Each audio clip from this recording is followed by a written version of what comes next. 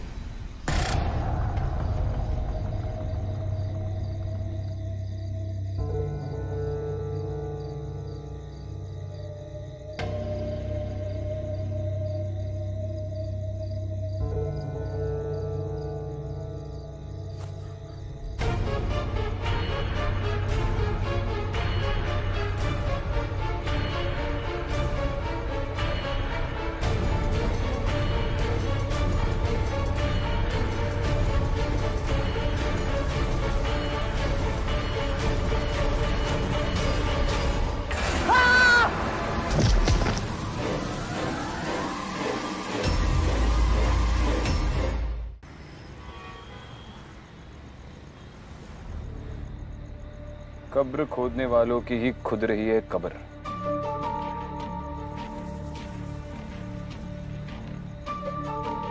कब्रिस्तान में कब्र खोदने वाले को कोई क्यों मारेगा, वो भी इतनी बेरहमी से। तुमने गौर किया? उसे मारकर कब्र में फेंक दिया, लेकिन ऊपर से किसी ने मिट्टी नहीं डाली। इसका मतलब जिसने भी ये किया है वो चाहता है कि ये कत्ल लोगों की नजर में आए। ये कम्युनल झगड़ा भी हो सकता है। सुरेश सर भी कह रहे थे उस कम्युनिटी के लोग काफी घबराए हुए।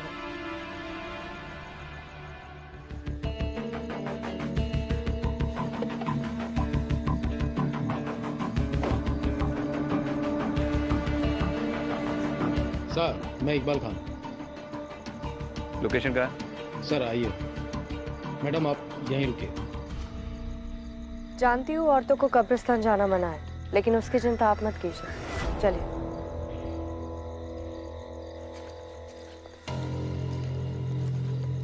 सर यही जगह है।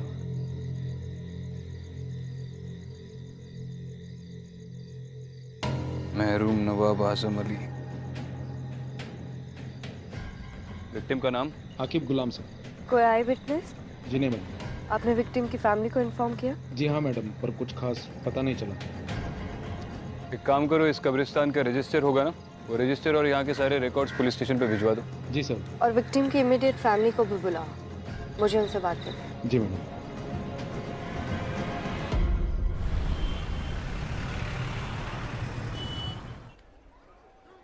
माफ कीजिए, आपसे कुछ सवाल पूछने थे, इसीलिए अभी आपको तकलीफ दी। आप ठीक तो है? अब कुछ ठीक नहीं हो सकता। एक बेटी है हमारी, हर वक्त पूछती रहती है अब्बू कहाँ है, अब्बू कब आएंगे। मना किया था हमने, कब्रिस्तान का काम मत करो, कोई और नौकरी भी तो ढूंढ सकते हो। कहते थे खुदा का दिया वक्त हमें ठुकराते नहीं। आकिब ने कब्रिस्तान की नौकरी कब से शुरू की? 3-4 हफ्ते पहले। और इन 3-4 हफ्तों के दौरान आपकी उससे कितनी बार बात हुई होगी? 1-2 बार बात हुई थी, पूछने पे बोलते थे सब सलामत, पर नहीं। हम जानते उनकी आवाज में एक अजीब सी घबराहट थी। सब कहते हैं उस कब्रिस्तान में शैतान का साया, ये सब उसी का किया हुआ है। ठीक है, आप जा सकती हैं। अगर दोबारा जरूरत पड़ी तो बुलाएंगे।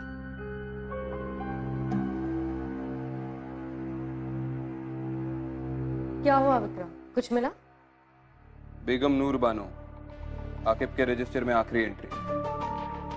समझ में नहीं आ रहा है इन्वेस्टिगेटिंग टीम ने इतना बड़ा लीड इग्नोर कैसे कर लिया। सिर्फ नाम लिखा है, बाकी के सारे कॉलम्स ब्लैंक हैं। पर ये बेगम नूर बानो है कौन? उसके घर का पता चल गया।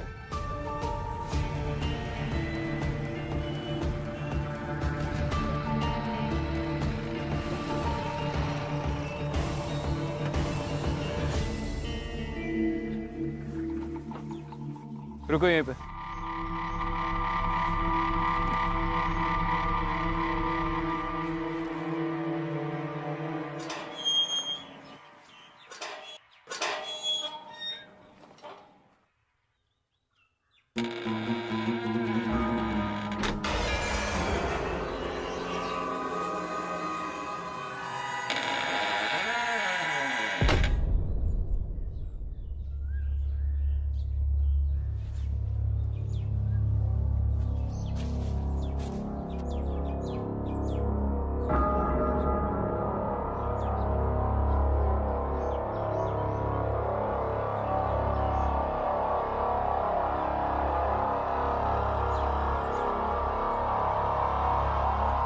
आप कौन? हमारी छोड़िए, आप बताइए कि आप कौन? पुलिस। एक इन्वेस्टिगेशन के सिलसिले में यहाँ पर आए हैं। आप अंदर नहीं जा सकते। अच्छा, आप रोकेंगे पुलिस को? नाम क्या है तुम्हारा? नासिर। ये हवेली किसकी है? हमारे नवाब साहब की। वो है अंदर? नवाब साहब को गुजरे हुए जमाना हो गया है। हम नवाब साहब के खानदानी मुलाजिम हैं। नवाब साहब के गुजरने के बाद हम बेगम नूर की खिदमत में लगे हुए हैं। बेगम साहिबा ने खास हिदायत दे रखी है कि कोई उन्हें परेशान ना करे, और वो खुद भी बाहर नहीं निकलती है। आपके नवाब साहब का नाम क्या था? मरहूम नवाब आजिम अली। और आपकी बेगम नूर बाहर नहीं निकलती, मतलब कब से वो हवेली के अंदर ही रहती है? ये आज की बात नहीं है। नवाब साहब के गुजरने के बाद बेगम साहिबा ने अपने आप को हवेली में बंद कर लिया। पिछले 3 महीनों से उनको किसी ने नहीं देखा है। मैं हर रोज दोनों वक्त का खाना दरवाजे पर रख देता हूँ। वो तो खुदा का शुक्र है कि वो खाना खा लेती है। तो पिछले 3 महीनों में आप बेगम साहिबा से बिल्कुल मुखातिब नहीं हुए? बेगम साहिबा की आदत थी, वो इससे पहले भी 3-4 बार ऐसा कर चुकी है। वो अपने आप को कमरे में बंद कर लिया करती थी। शुरू में तो हमको भी बड़ा अजीब सा लगता था, डर लगता था कहीं बेगम साहिबा को कुछ हो ना गया हो। और हमें उनसे मिलना हो तो? मैंने कहा ना साहब, उनसे कोई नहीं मिल सकता। यही बेगम साहिबा का फरमान है।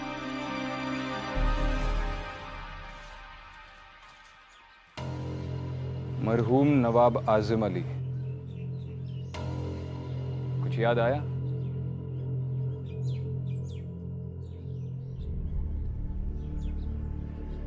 इस इमारत के हश्र को देखकर समझ में आता है इसकी नींव कितनी मजबूत होगी।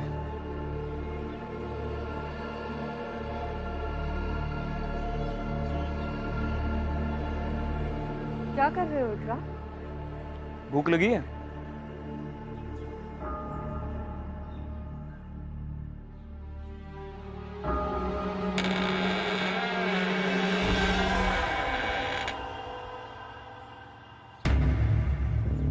चलो।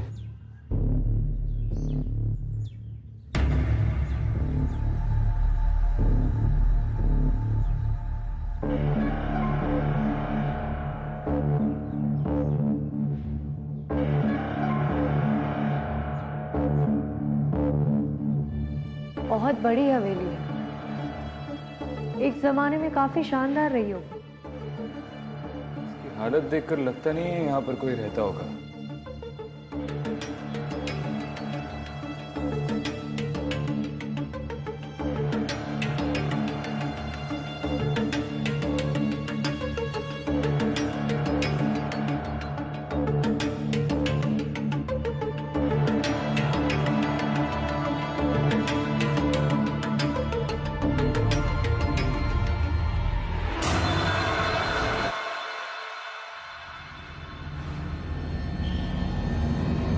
विक्रांत विक्रांत,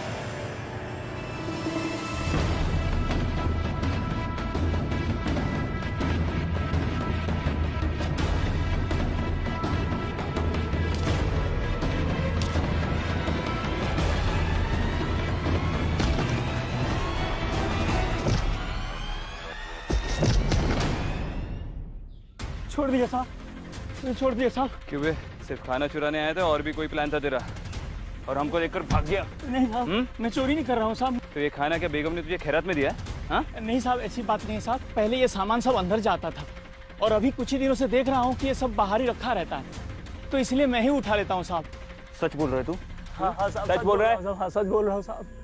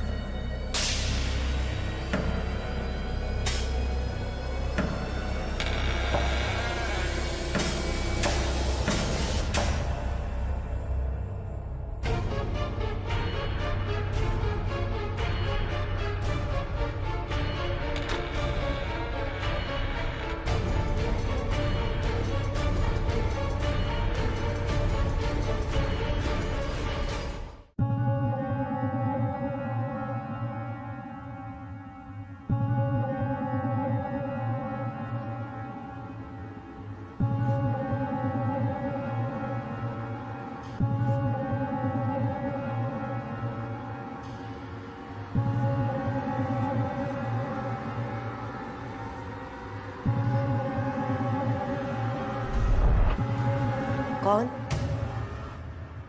कौन है वहां?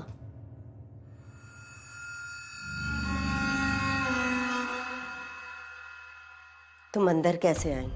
आई एम सॉरी, पर मैं एएसपी अदिति शर्मा हूँ, मुंबई पुलिस। आप बेगम नूर बानो है ना? आपसे कुछ बात करनी है। किसी के घर में बगैर इजाजत के चोरों की तरह कैसे चले आए? हमारे कमरे में आने की जरूरत कैसे की? देखिए, मैं सिर्फ अपना काम कर रही हूँ। नासिर, मैम, मुझे आपसे एक मर्डर के सिलसिले में कुछ बात करनी है।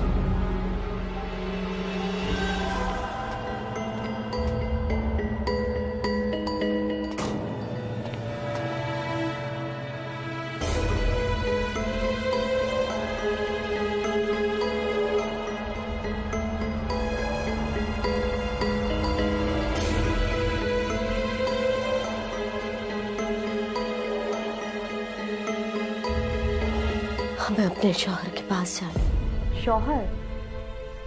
नहीं, मैं तो आपसे ये पूछने आई थी कि उस कब्रिस्तान में। अदिति,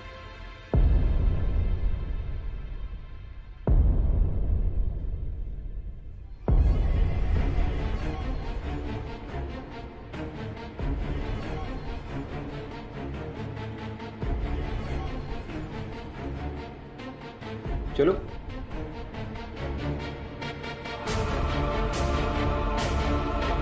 आओ।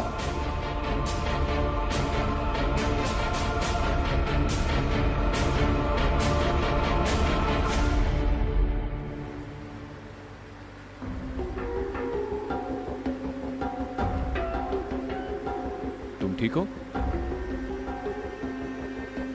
हाँ।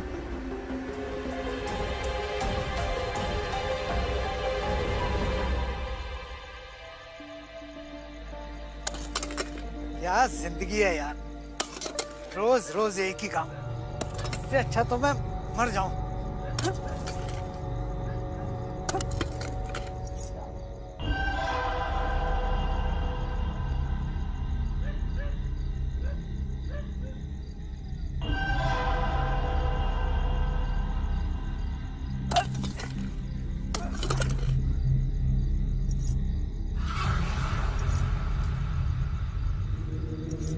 कौन है? कौन है वो?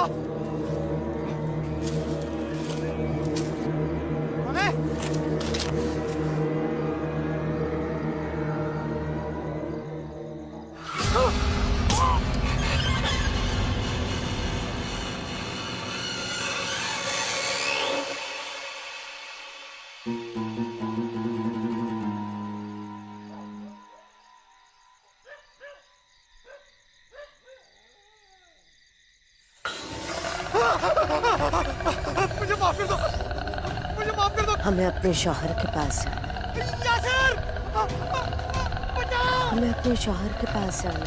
यासिर, यासिर बचाओ, यासिर बचाओ, यासिर।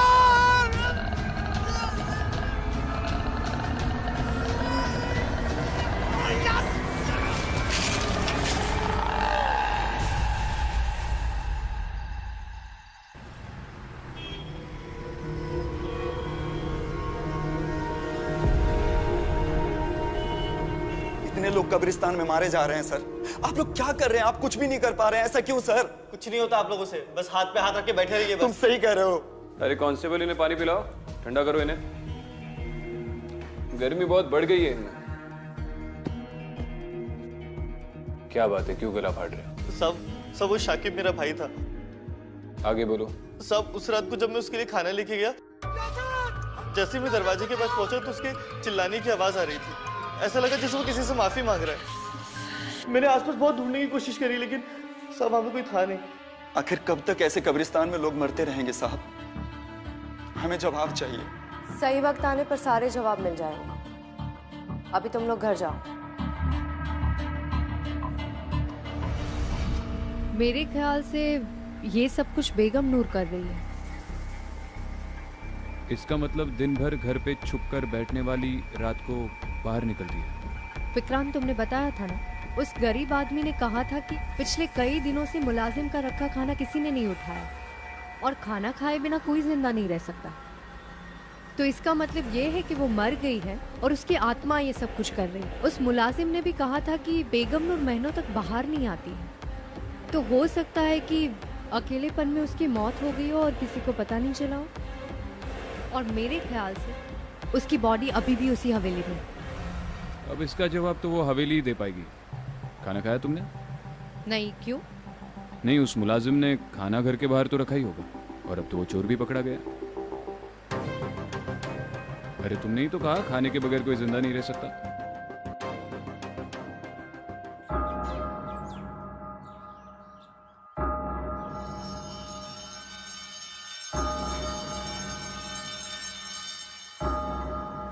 आइडियली इंसान की लाश 4 दिन के बाद सड़ना शुरू हो जाती है, लेकिन ताज्जुब की बात यह है कि इस हवेली में बदबू बिल्कुल नहीं आ रही। अगर उसकी लाश पिछले 3 महीनों से यहां पर पड़ी हुई है तो बदबू जरूर आती है। कोना कोना छान मारो and Aditi look for a stench.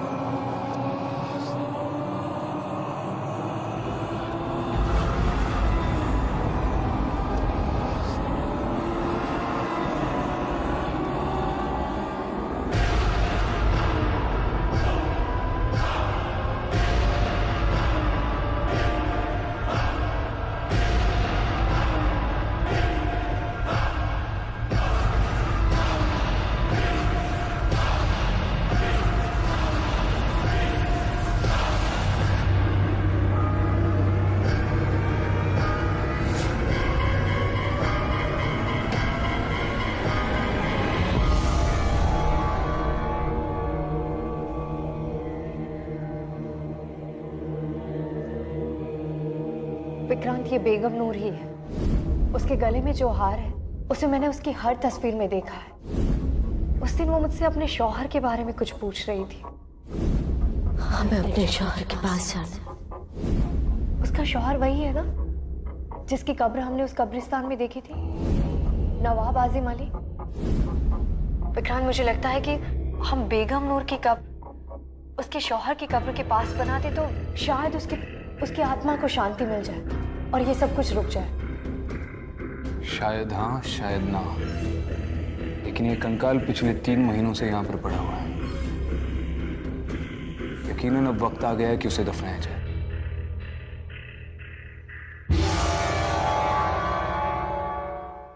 चलो, खुदा का लाख लाख शुक्र है कि अब अपने सर से मुसीबत हमेशा के लिए टल गई।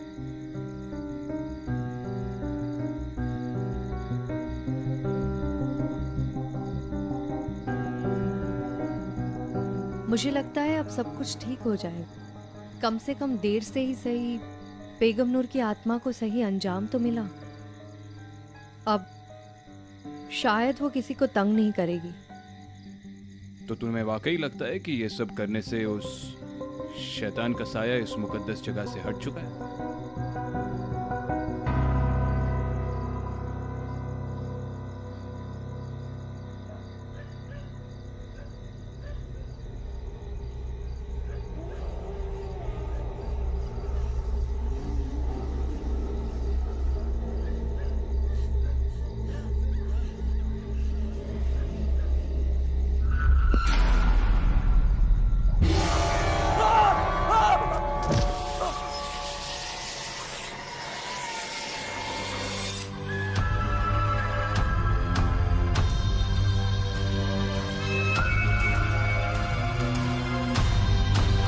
हमें अपने शौहर के पास जाना है। बेगम नूर बानो, नवाब आजिम अली, क्या लाइफ रही होगी इनकी एक जमाने में। मुझे तो दिलचस्पी इस बात की है कि अब इतनी बड़ी प्रॉपर्टी का क्या होगा। अब ना तो नवाब रहे ना ही बेगम साहिबा।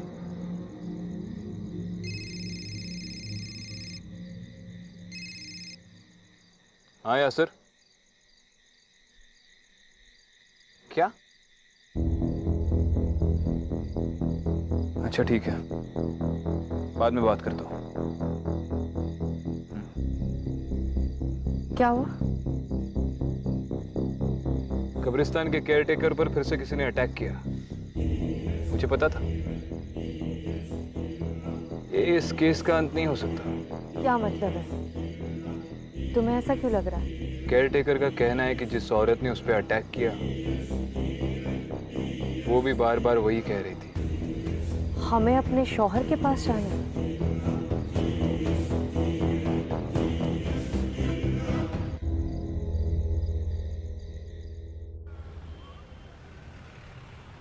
नवाब साहब बहुत ही इज्जतदार आदमी थे। लोगों का उनसे बहुत लगाव था। उनकी मौत कैसे हुई? तकरीबन 15 साल पहले उनके घर वालों ने उनकी गायब होने की रिपोर्ट लिखवाई थी। गायब होने की? वो गायब कैसे हुए थे? वो जंगल से गुजर रहे थे, तभी उनके साथ कोई हादसा हुआ और उसके बाद वो घर लौट कर नहीं आए। कैसा हादसा? वो तो कुछ पता नहीं चला। फिर हमने जंगल के अलावा आसपास के कब्रिस्तान और मुर्दाघरों में बॉडी ढूंढने की कोशिश की, लेकिन बॉडी नहीं मिली। बस उनके कपड़े और जूते मिले। ये नवाब साहब की किसी के साथ गांव में दुश्मनी या फिर पैसे या प्रॉपर्टी को लेकर कोई प्रॉब्लम्स थे? सर, दुश्मनी तो क्या होगी, वो तो अपना सब कुछ बेगम साहिबा ट्रस्ट के नाम ही करना चाहते थे। उनके मरने के बाद बेगम नूर ही उनकी ट्रस्ट चलाती थी और जो पैसा है वो उसी ट्रस्ट में है। उस ट्रस्ट का एड्रेस है आपके पास? जी सर, ये रहा।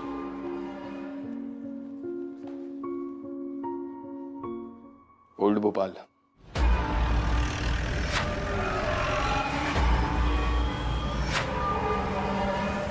बेगम साहिबा किसी जी, वैसे तो ट्रस्ट गरीबों की भलाई के लिए बनाई जाती है, लेकिन नवाब साहब और बेगम साहिबा के जितने भी रिश्तेदार हैं वो ट्रस्ट से पैसा निकाल लेते हैं।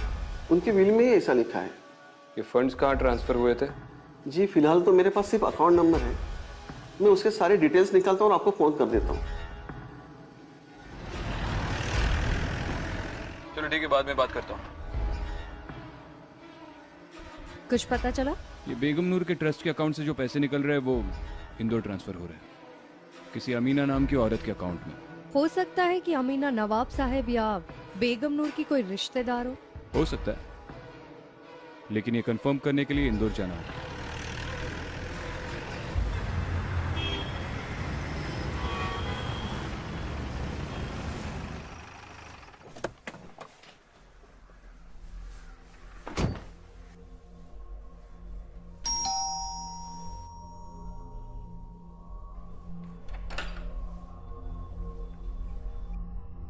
जी बोलिए, आप कौन? आप अमीना? जी आप? मुंबई पुलिस, आपसे कुछ बात करनी है, अंदर आ सकते हैं? हम आपसे एक केस के सिलसिले में बात करने आए हैं। हाँ पूछिए, क्या पूछना है आपको? आप बेगम नूर बानो को जानती है? हाँ, नाम सुना है उनका। अच्छा, तो उनके ट्रस्ट से पहले 25 लाख और फिर 10 लाख, टोटल मिला के 35 लाख आपके अकाउंट में कैसे जमा हुए? अच्छा ठीक है, आप उनके शौहर नवाब आजिम अली को तो जानती होंगी? हाँ जानते हैं, वो मेरे अब्बू के काफी अच्छे दोस्त थे, हमारे घर काफी आया करते थे। कमाल है, तो फिर आप उनकी बीवी को नहीं जानती? दरअसल बात यह है कि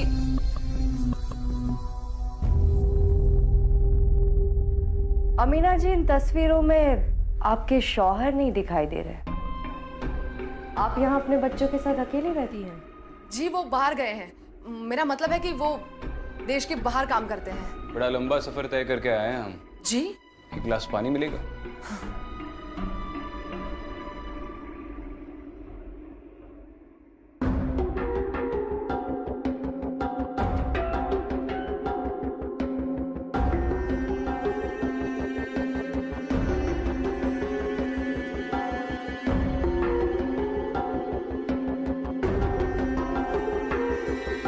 शुक्रिया।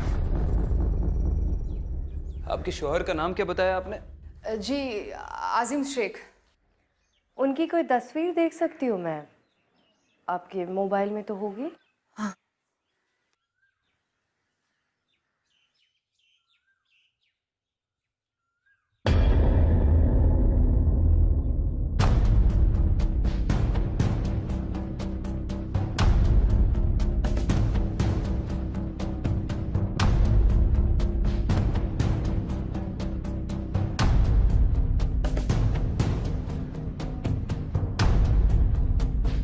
नवाब साहब?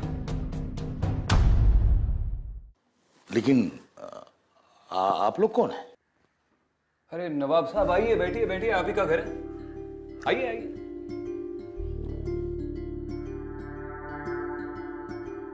विक्रांत सिंघल, मुंबई पुलिस। अमीना जी, आपने बताया नहीं कि आपने अपने अब्बू के दोस्त के साथ शादी कर ली। पुलिस को गुमराह करने का नतीजा जानती है आप? देखिए जनाब, आप तो जो भी हैं अपने वजूद में रहकर बात कीजिए। यहाँ इज्जतदार लोग रहते हैं। किस इज्जत की बात कर रहे हैं आप नवाब साहब? आपके भोपाल में तो आपके लोग आपकी कब्र खोदकर आपको दफना चुके हैं।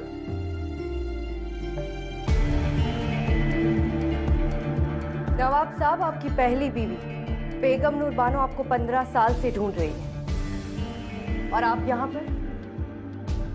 शर्म नहीं आती आपको? जरा सी भी इंसानियत नहीं है? मोहतरमा, आप दायरे में रहकर बात कीजिए। हम अगर अपनी पुश्तैनी हवेली छोड़कर यहाँ रह रहे हैं तो उसके पीछे कोई वजह है। वो बांझ थी, आप उन्हें सच क्यों नहीं बता देते? बेगम आप चुप रहिए। माना कि नूर हमारी बेगम थी, लेकिन वो हमें कभी औलाद ना दे सकी। हम हमेशा उनकी औलाद से महरूम रहे। शायद इसी गम में वो पगला गई। हमने सोचा धीरे धीरे सब ठीक हो जाएगा, लेकिन नहीं हो सका। जब पानी हद से गुजर गया, जब बात हद से बढ़ गई, तब हमने यह रास्ता अख्तियार किया। माना कि वो हमें कभी तकलीफ नहीं देती, ना हम उन्हें कभी तलाक देते, ना वो हमसे कभी तलाक मांगती।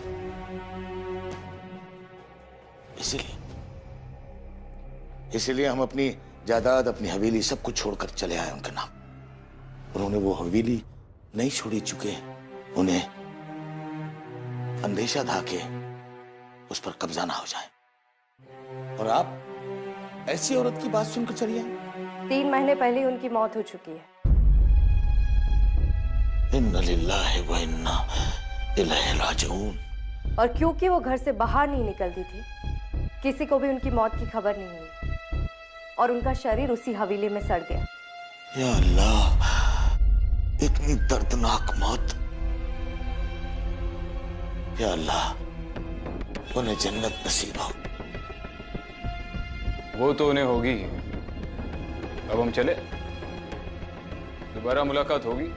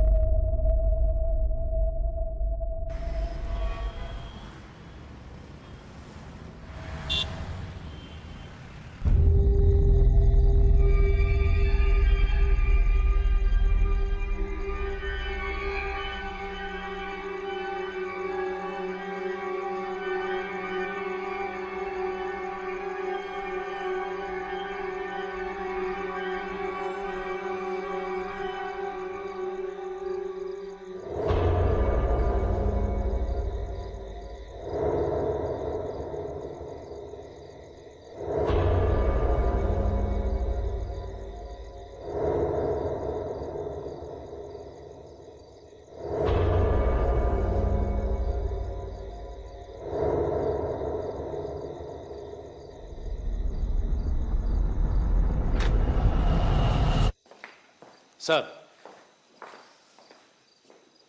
अभी अभी खबर आई है नवाब साहब भोपाल लौट आए हैं। उन्हें हवेली की ओर जाते हुए देखा गया सर।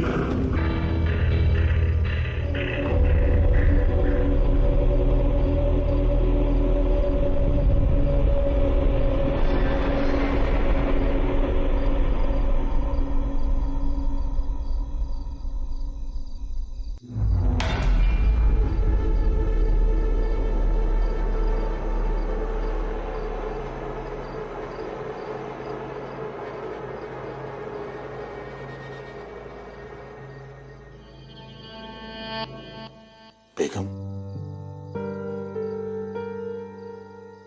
हम आपके कसूरवार हैं, गुनहगार हैं आपके। बखुदा, हमारा मकसद आपको तकलीफ देना नहीं था, लेकिन क्या करते,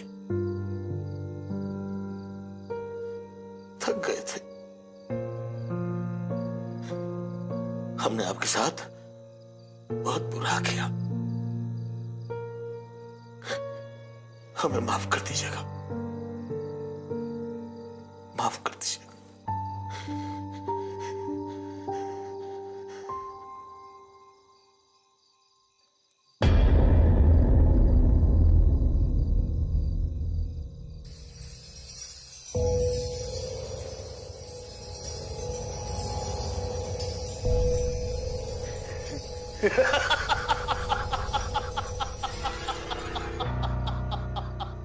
ये हवेली, ये घर, यहाँ की एक एक चीज मेरी है, मेरी अजीब बेवकूफ औरत थी तुम। खुद को 15 साल इस हवेली में बंद रखा। अच्छा हुआ कि हमने तुम्हें छोड़ दिया, वरना तुम तो हमें भी अपने साथ पागल कर देती। बेगम नूर, अरे अगर मरना ही था तो 15 साल क्यों हमें हमारे ही घर से दूर रखा?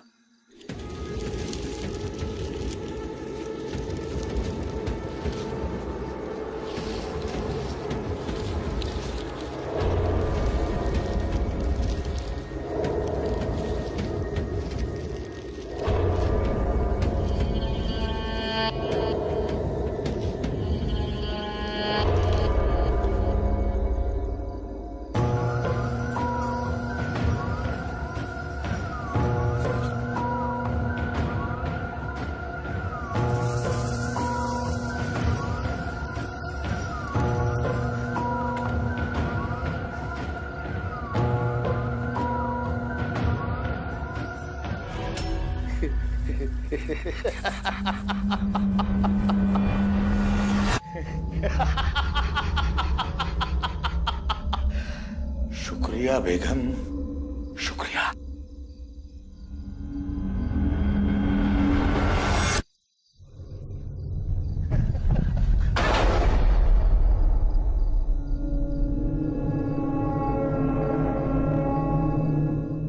दरवाजा खोलो, दरवाजा खोलो।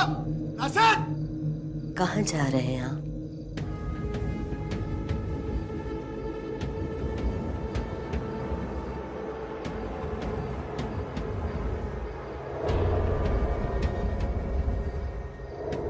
नवाब साहब। बेगम, आप हयात हैं?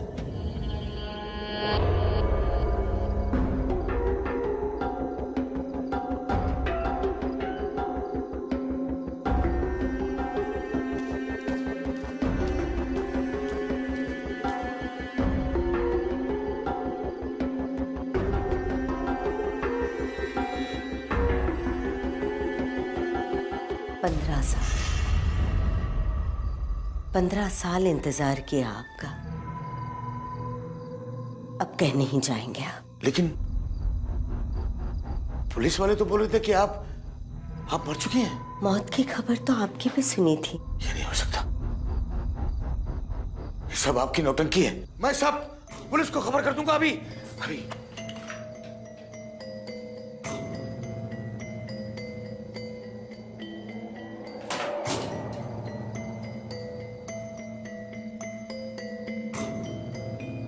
बेगम,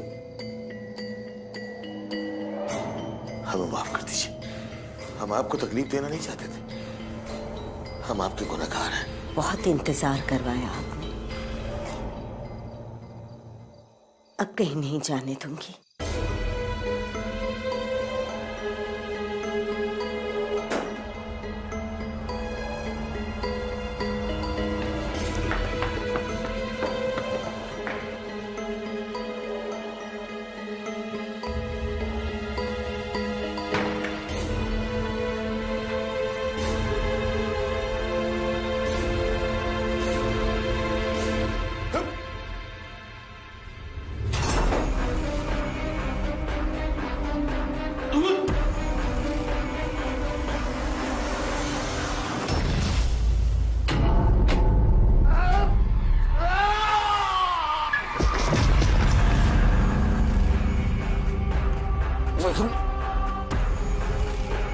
मैं तुम्हारा गुनहगार,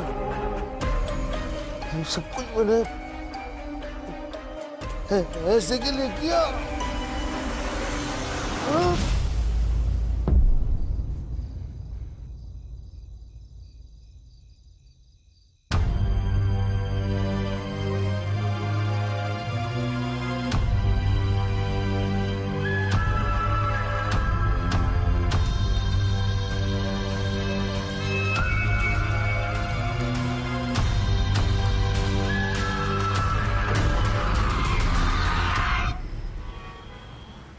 तुम्हारी अमीना से बात हुई? हाँ, इन्फॉर्म कर दिया और कब्रिस्तान कम्युनिटी वालों की रिक्वेस्ट के बारे में भी बताया। सरप्राइजिंगली वो मान भी गई। कौन सी रिक्वेस्ट? वो लोग चाहते थे कि नवाब साहब की कब्र बेगम नूर की कब्र के पास बनाई जाए ताकि उनकी आत्मा को शांति मिले। और अमीना इस बात को मान गई? मान गई।